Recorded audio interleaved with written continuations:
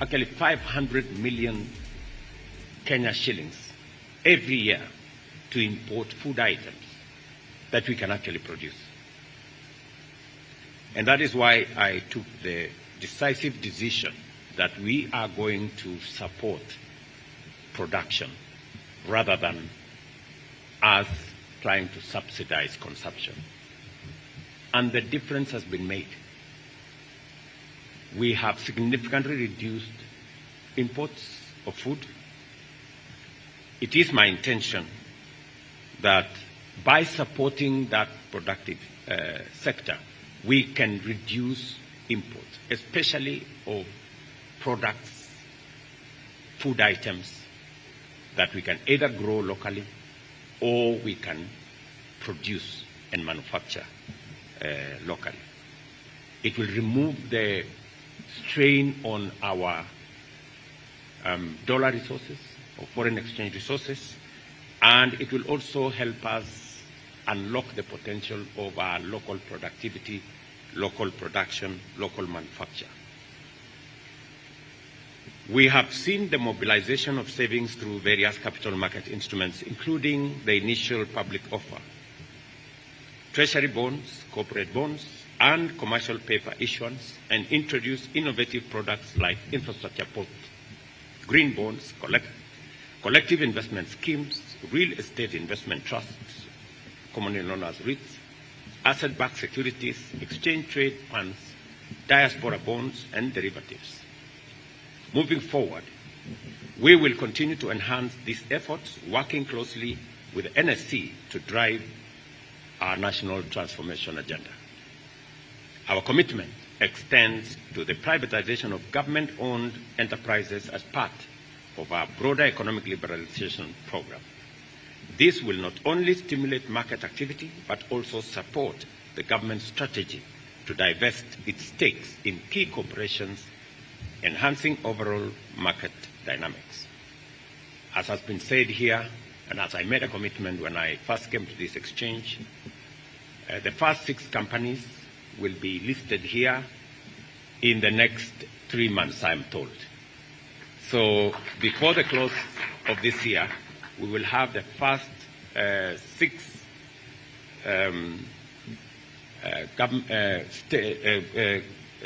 companies where we have stake as government listed here for divestiture, so that the public can own what government owns now. And I have heard with clarity how Kengen became successful, how Safaricom became successful by being listed at this exchange. We will be preparing those other companies that you want, and I know which ones that you want, so that we can bring them to this exchange and we can give Kenyans a chance to own part of the wealth of our nation. I'm also looking forward, as I have interacted this morning with different stakeholders, working with National Treasury, the Central Bank, and good companies like Safaricom, for us to develop retail trading of both shares in the stock exchange and also bonds. And I am looking forward, and I have been assured that maybe in the next 3 months, I will hold somebody to account on that. In the next 3 months, that we are going to see more Kenyans participating in bond trading, in shares trading, in forex trading, and this should be possible online.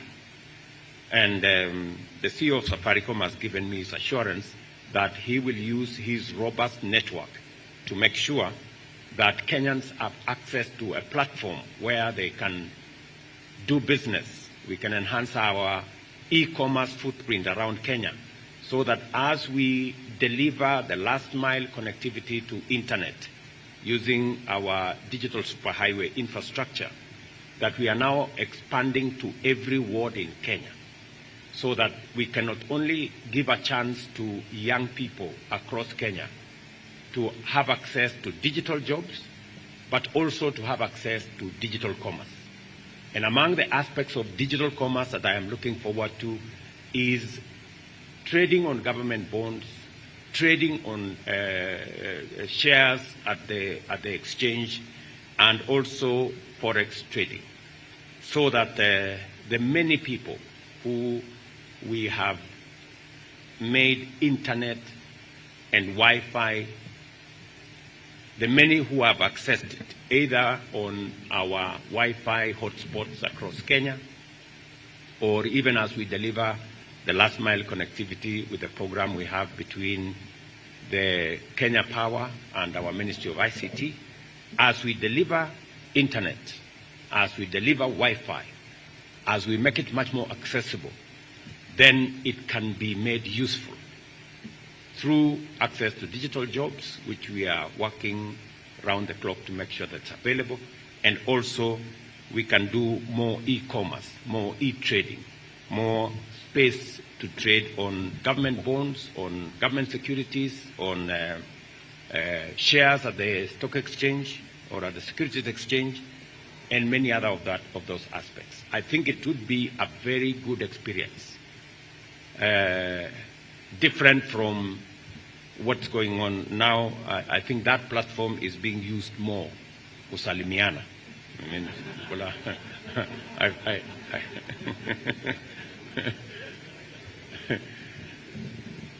sometimes, you become the architect of your own troubles. When we delivered the Wi-Fi across Kenya and made it free, we intended it to be used for good purposes, for people to access e-commerce space, to work on that internet. But sometimes it is used to send us encouraging messages.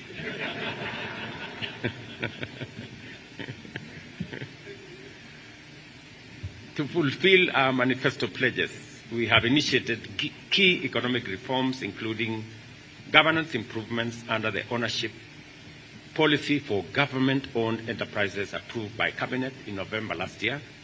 This policy is set to enhance corporate governance and accountability, aligning the standards of state corporations closely with those of listed companies. I'm very proud with the development that is going on, for example, at the Kenya Power, where today, those in the private sector, today have their own directors, and we are seeing improvements in the governance of state-owned enterprises that are listed at the exchange, a very positive move that is adding value to us. I'm very happy that in a long time, Kenya Power is actually going to have a significant profit this year. That's really commendable. And I want to thank the management of Kenya Power for what they are doing. And that speaks to all the other government entities that we will be listing at the exchange. I want to give you my commitment that we will be frugal, and we will, with a lot of clarity, deal with the challenges of accountability, making sure that public resources are spent for the intention for which they have been planned for, and that those who come in the way of government resources, misappropriation, or loss shall be held to account. In fact, I did propose in my statement a few days ago that we are looking at changing the law so that it is possible to ensure that within 6 months, those charged with corruption must be brought to book and sent to jail if they are found guilty, as a means of making sure that public resources are used for the Kenyan public and not for private profit. As we look forward to further integrating public agencies into the securities market through privatization and welcoming more private sector listing, we remain dedicated to our goals of job creation and economic development, crucial for realizing sustainable development goals and improving overall quality of life. I'm also glad to note that a flexible regulatory framework is now in place to support small and medium enterprise raise funds through the capital markets, and that the NSC, through the unquoted securities platform, now has an SME capital raising platform. And I really want to encourage SMEs to take advantage of this platform and find resources, alternative sources of capital for them to expand their horizon. Investor confidence has been sustained by the fact that the financial markets have remained resilient with stable macroeconomic indicators. To maintain this trend, the government of Kenya is committed to entrenching a predictable business and economic environment through appropriate policy framework. I also appreciate the position of the securities market with the recognition of NSC as the best performing exchange in Africa at 44.43% dollar return in the first quarter this year. I remember when I made that statement somewhere, many people wanted to verify whether it was true. Because sometimes we have little faith in ourselves. And I want to encourage us that if we expect people to believe in our country, we must first believe in ourselves. We cannot expect people to believe in us if we have no faith in ourselves. And the confidence that we are going to generate in the securities exchange, those coming from outside Kenya will invest when they see us at the front, investing in our own companies. I'm very happy with what the CEO of the exchange said, that we have more foreign investors investing in our products. That is a sign of confidence, yes. But that's also an encouragement to us that if others believe in us, we should believe in ourselves more. I think that's really the message we should be carrying. I know I have been accused, as the chair here said, of traveling, and that's a fair accusation. The only unfairness in it is that many people believe I've been traveling as a tourist. But the profile we enjoy today in Kenya is as a result of deliberate, intentional, positive profiling of our country. Because in any case, I am the chief marketer of our great country. And I will not be doing justice to Kenya if I don't give it the stature and profile that Kenya actually deserves. I am very proud that today our country is held in very high esteem in many parts of both our continent and globally because of the efforts we have done collectively as the people of Kenya. And we must safeguard the place of our country jealously, all of us together. And I agree with Letome that whatever it is that we want to do as a country, we are a country that believes in freedom, we are a robust democracy, but we are also a country governed under the rule of law. It is good to be fearless. It is good to be leaderless, but it is not good to be reckless and violent. We just have to be the country that we are all proud of, a proud democratic country governed by the rule of law.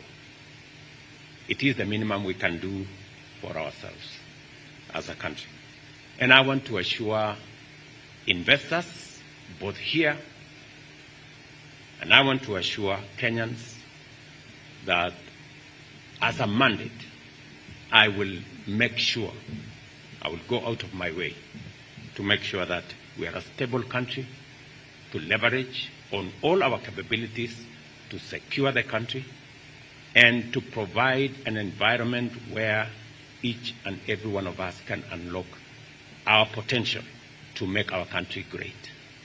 And we will make whatever sacrifices that are necessary for us to bring all our energies, all our efforts and ideas and synergy so that we can drive the collective good of the people of Kenya.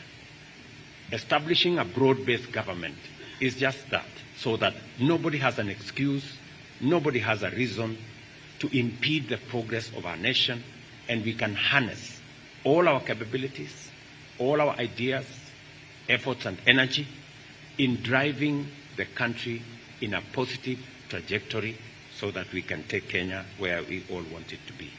And I am very happy that as a country, we always emerge stronger and better, even as we face the challenges of nationhood. And together, I am very confident that we will move forward. I now declare the Lindsay Sukuk officially listed on the unquoted security platform USP of NSC, and I'm informed that you are encouraged to attend the next Africa Security Exchange platform and conference.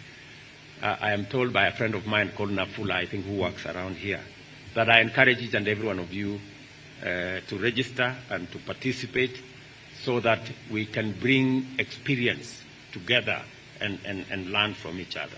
Thank you very much. God bless you. And asanteni sana.